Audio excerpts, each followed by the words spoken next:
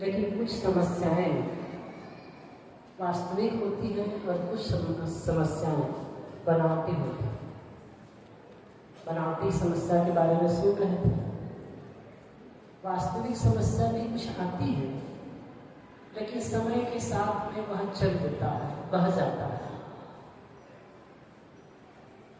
ऐसा कोई ना हुआ है ना होगा जिसके जीवन में समस्या ना आती है, लेकिन समस्या से ही आदमी निखरता है। किसी ने बहुत सुंदर कहा है, समर में घाव खाता है, समर में घाव खाता है, उसी का मान होता है, छिपी उस वेदना में मधुर वरदान होता है। सृजन में झेलता जो चोट छीनी और हथौड़े का, सृजन में झेलता जो चोट छीनी और हथौड़े का, वही पाषाण मंदिर में कहीं भगवान होता है। कारीगर जब पत्थर को तराशता है, ठोकता है, तो जो पत्थर नहीं टूटता, मूर्ति का आकार ले लेता है, उसी को मंदिर में स्थापित करके पूजा की जाती है। और जो टूट जाता है उसे फेंक दिया जाता है। युद्ध क्षेत्र में जो वीर जाता है, लड़ता है, घाव खाता है या वीर गति प्राप्त करता है, तो उनको सम्मानित किया जाता है।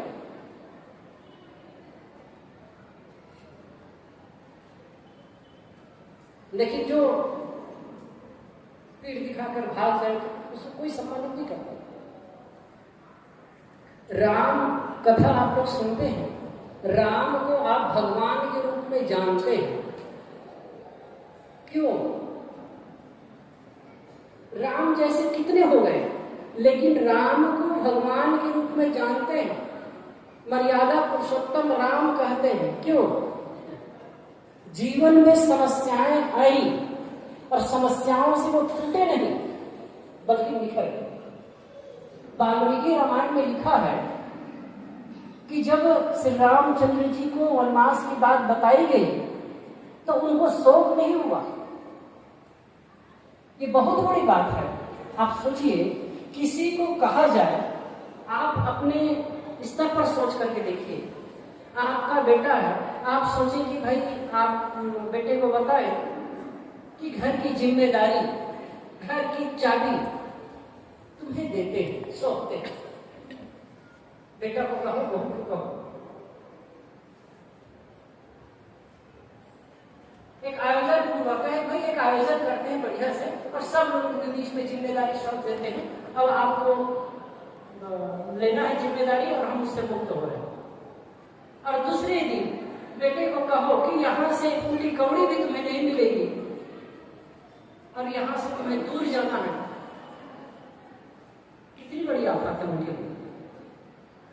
और इतना ही नहीं था, कहीं कोई नगर में नहीं जाना है, कोई कुछ दे तो खाना नहीं, खुद उपार्जन करना है। कितनी बड़ी बात है। लेकिन ये बात सुन करके भी श्री रामचंद्र जी को शोक नहीं हुआ, दुख नहीं हुआ। ये उनका रामत्व था। ऐसे श्री कृष्ण महाराज के जीवन में ये सब कथा आप पढ़ते हैं, सुनते हैं।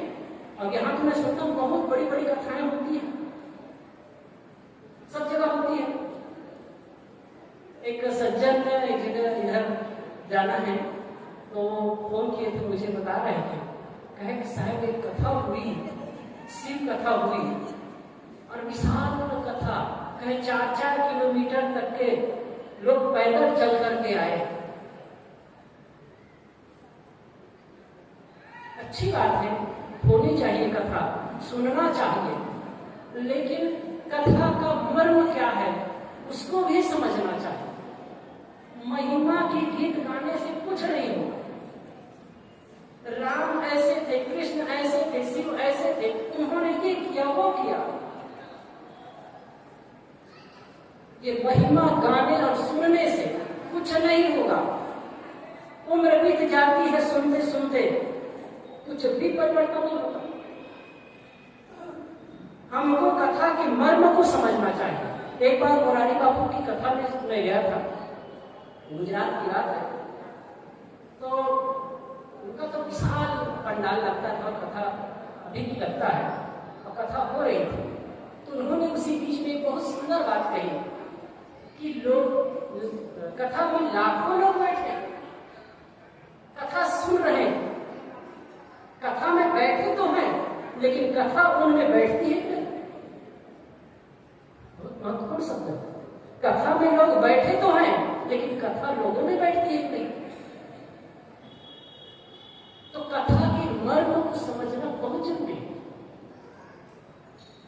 राम का रामत्व तब है जब वो बिना कलह किए, बिना शोक किए भाई के लिए गद्दी छोड़ते। जीवन में विषम परिस्थिति आती है, फिर भी अपने धैर्य को, अपनी मर्यादा को नहीं छोड़ते।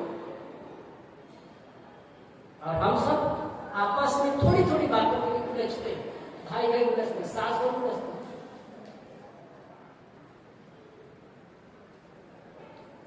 तो ये निर्देश है। देखिए, हमारी जो कथा है, हमारे जो पुराण है, हमारे जो महाकाव्य है, उनमें दो तरह की बात है। एक आदर्श की बात है और एक चेतावनी है। समझ लीजिए, एक आदर्श है और एक चेतावनी है। जैसे कि राम आदर्श है और रावण चेतावनी है। कृष्ण आदर्श है और कंस चेतावनी है। सीता आदर्श है, शूर्पणखा चेतावनी।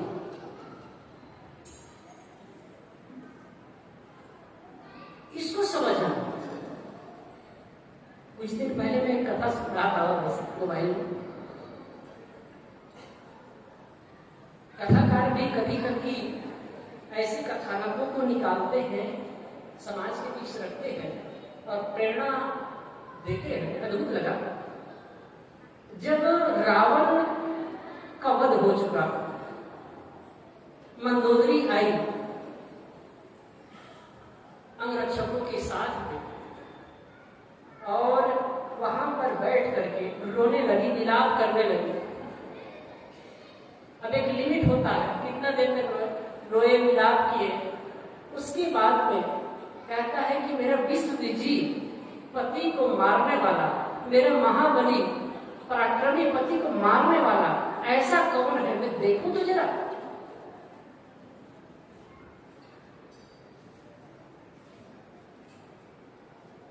किसी ने बताया कि वो दूर बैठे।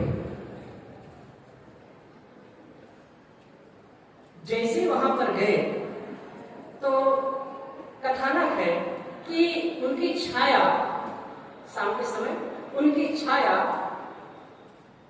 राम पर पड़ती है। तो झट से उठते हैं, हाथ जोड़ करके कहते हैं, माता मैं आपकी क्या सेवा कर सकता हूं।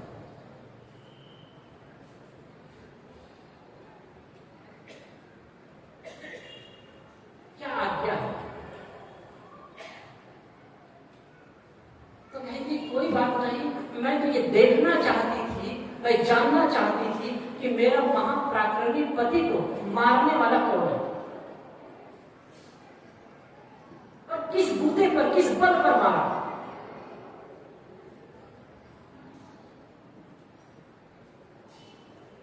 तो उन्होंने कहा कि माता और कोई बात नहीं, बस तुम्हारा पति एक अनीति के कारण, एक अहंकार के कारण ही मारा गया। उनको मैंने नहीं मारा। अब यहां देखिए, एक रावण एक सीता के मोह में पड़कर, उनके सौंदर्य मोह में पड़कर के उसको उठा ले जाता है, और एक राम है पर स्त्री की छाया पड़ने मात्र से वो सजग होकर के उठ खड़े होते हैं और बड़ी विनम्रता से सिर झुकाकर बात करते हैं। यही उनका रामत्व।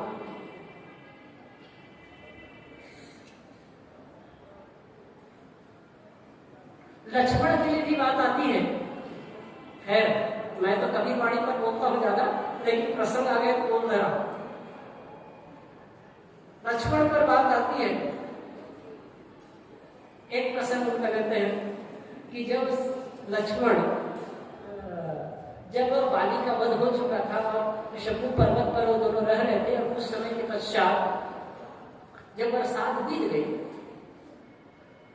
ये हुआ था कि बरसात बीत जाने के पश्चात में सीता की खोज की जाएगी, लेकिन बरसात बीत जाने के बाद भी बाली के द्वारा, सुग्रीव के द्वारा कोई भी मैसेज नहीं मिला, कोई समाचार नहीं मिला। तो राम कहते हैं, देखो लक्ष्मण,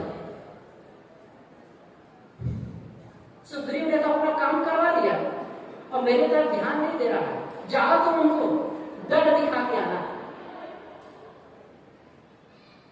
लक्ष्मण आए गुस्साते हुए, पैर पटकते हुए, और कभी तो अद्भुत दिखता है, वाल्मीकि रामायण को साथ देखे तो फिर वो पैर से रंगते हुए, पेड़ों को तोड़ते हुए, झटकते हुए आते हैं। और जब वो आए, बानर देख रहे हैं। बानर का मतलब पूंछ वाले बानर नहीं, आप देखते हो कई बार होता है ना, लकीर के फकीर मत बनिए, समझिए तथ्य को। बानर, वन में रहने वाला नर, इसमें दोनों चीज को मैं उजागर करने की चेष्टा करूंगा। जब लक्ष्मण आए तो एक बानर आ करके वहां पर जामवन, हनुमान, नंदी वगैरह बैठे थे और कहते हैं कि हनुमान जी, लक्ष्मण जी गुस्सा करके पैर पकड़ते हुए आ रहे हैं, बहुत गुस्से में है, मुझे बहुत डर लग रहा है। तो जामवंत कहते हैं कि भैया जिसका डर था वही हो रहा है। इधर सुग्रीव को पता नहीं है, वो तो अपने नाच रंग में मगन है, और लक्ष्मण आया है तो उतना गुस्सा है, उसका सामना कौन करेगा। तो हनुमान को कहते भैया तू जा। तो हनुमान कहते मेरे भी बस की बात नहीं है, मैं लक्ष्मण के सामने नहीं जा सकता। तब कहे कि उनके सामने जाएगा तो जाए कौन?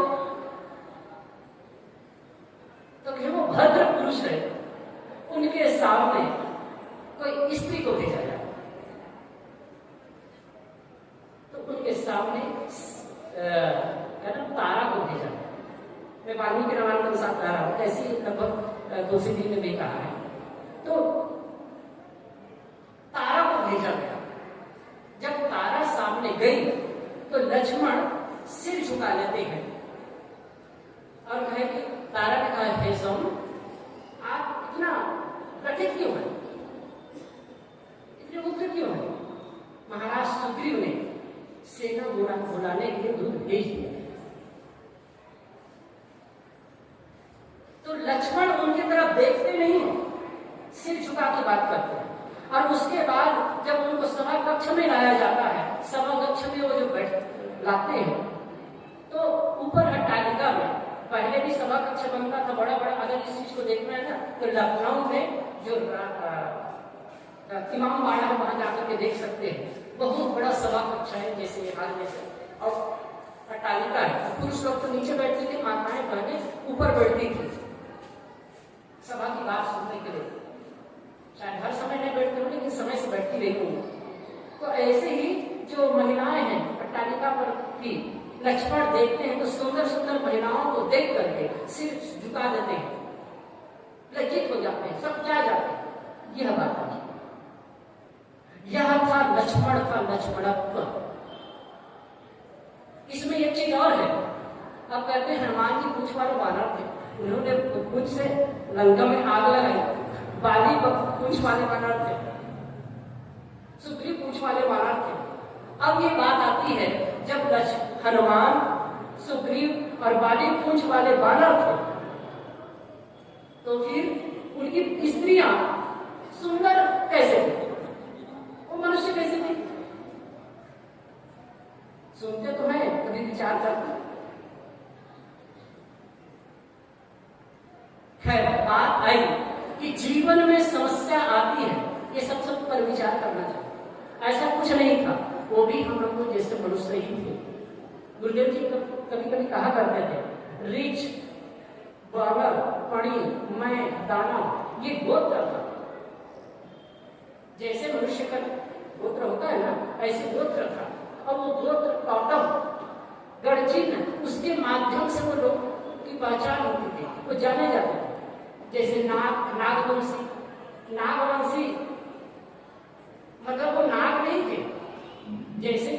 अर्जुन ने एक नागवंशी कन्या कुंती से विवाह किया था। तो नाग कन्या मतलब सांप नहीं थी, वो मनुष्य थे।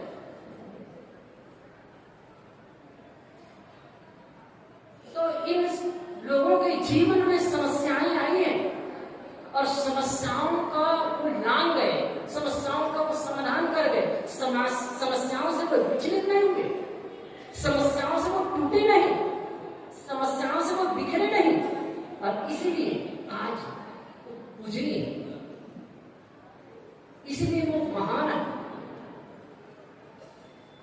और जीवन में समस्या आती, सामान्य सी बात देखिए, जब हम कुछ बीमारियां आती है, कुछ वायरस होते हैं, तो वायरस से हमारी शरीर के इम्यूनिटी सिस्टम का पता चलता है कि हम कितने स्ट्रांग हैं अंदर से। और कुछ वायरस आते हैं ना, तो हमारी इम्यूनिटी सिस्टम काम करती है, उसे लड़ती है, फाइट करती है। और जब अंदर की इम्यूनिटी सिस्टम काम करती है, फाइट करती है और वो जीतती है, तो हम लोगों को नेस्तनाबूद कर देते हैं। लेकिन अंदर की इम्यूनिटी सिस्टम काम नहीं कर पाती है, अंदर से हम स्ट्रांग नहीं हो पाते, तो रोग हमें ग्रस्त होते हैं। ठीक ऐसे ही जीवन में समस्याएं तो आती ही हैं, लेकिन अंदर से मन स्ट्रांग है, मन मजबूत है, तो चाहे जैसी भी समस्या हो उसका समाधान हो जाता है। कहते हैं धीरज धर्म मित्र करुणादि, रामायण में सुने ना, धीरज धर्म मित्र करुणादि आपत्ति काल परखे चल। धीरज की परीक्षा, धर्म की परीक्षा, मित्र की परीक्षा और आपत्ति की परीक्षा, धर्म की परीक्षा आपत्ति काल में होती है। आपत्ति आने पर ही कौन मित्र है, कौन अपना है और कौन पराया है, कौन मित्र है और कौन शत्रु है, पता चलता है। आपत्ति आने पर भी असली नारी की परीक्षा होती है, आपत्ति आने पर ही धैर्य की परीक्षा होती है, आपत्ति आने पर ही धर्म की परीक्षा होती है। हम कितने धार्मिक हैं, हम कितने अंदर से स्ट्रांग हैं, कितना हमारा मन मजबूत है, इसका पता चलता है। सामान्य समय में ना सब कुछ अच्छा है, सब कुछ अच्छा, सब ठीक है, लेकिन विषम परिस्थिति आने पर ही हमारे अंदर की परख होती है, अपने मजबूती की परीक्षा होती है।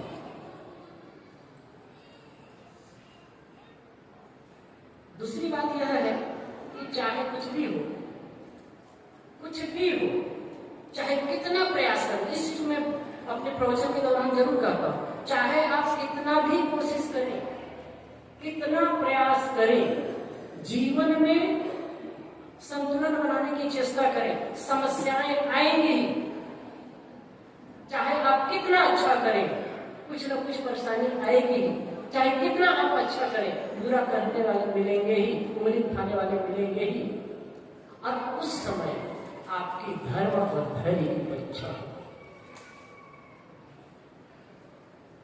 तो हम सबको चाहिए कि जीवन में जीवन जीते हुए अपने जीवन को अच्छा बनाने के लिए कोशिश करना चाहिए। और वो अच्छा बनना कब हो सकता है, जब हम अंदर से मजबूत हो।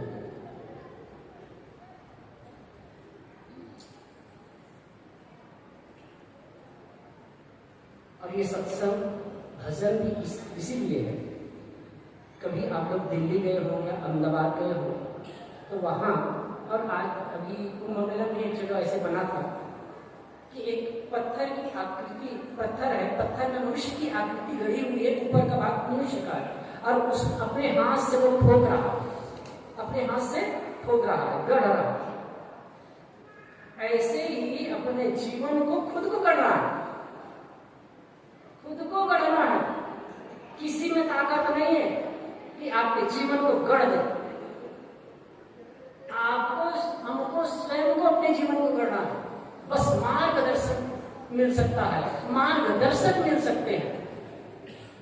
अब करना तो अपने खुद को। कुछ बातें मैंने कही, हमारे भी साहब विराजमान हैं। मैं और नदी मैं कहते हुए